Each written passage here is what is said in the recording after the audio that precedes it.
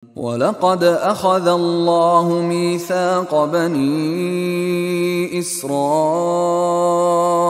وَبَعَثْنَا مِنْهُمُ 12 نَقِيبًا وَقَالَ اللَّهُ إِنِّي مَعَكُمْ لَئِنْ أَقَمْتُمُ الصَّلَاةَ وَآتَيْتُمُ الزَّكَاةَ وَآمَنْتُمْ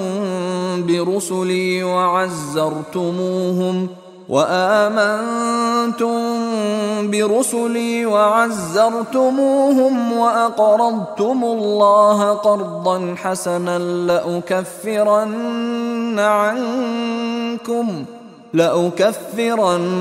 عنكم سيئاتكم ولأدخلنكم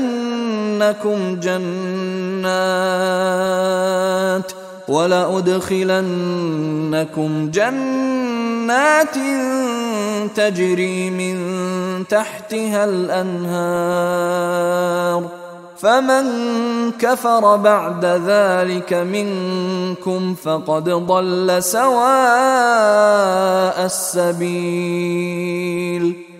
وَلَقَدْ أَخَذَ اللَّهُ مِيثَاقَ بَنِي اسرائیل.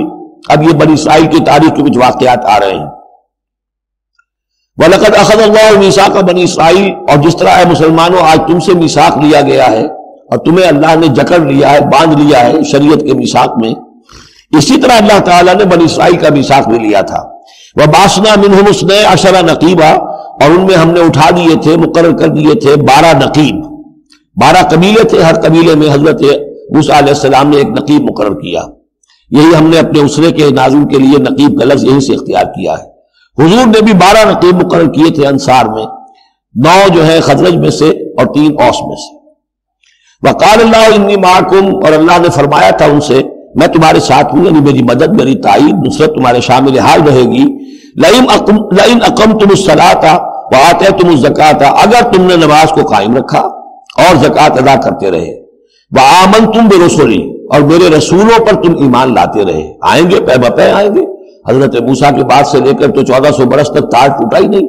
پھر ذرا سا وقفہ 600 برس کا ہوا، پھر حضور تشریف لائے. آمنتم برسلی وعزرتموہم، اور ان کی تم مدد کرتے رہو گے. واقرضتم اللہ قرضا حسنا، اور اگر تم اللہ کو قرض حسنا دیتے رہو گے، اپنے مال خرچ کرتے رہو گے اللہ کے دین کے لیے.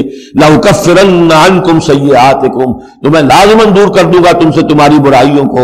ولأدخلنکم جنات تجری من تحتها الانہار، اور میں لازماً داخل کروں گا تمہیں ان باغات میں جن کے دامن میں ندیاں بہتی ہوں گی. فمن کفر بعد ذلک، تو جس نے بھی کفر کیا اس کے بعد، منکم تم میں سے، فقد ضل سواء السبیل، تو وہ تو سیدھے راستے سے بھٹک کر رہ گیا.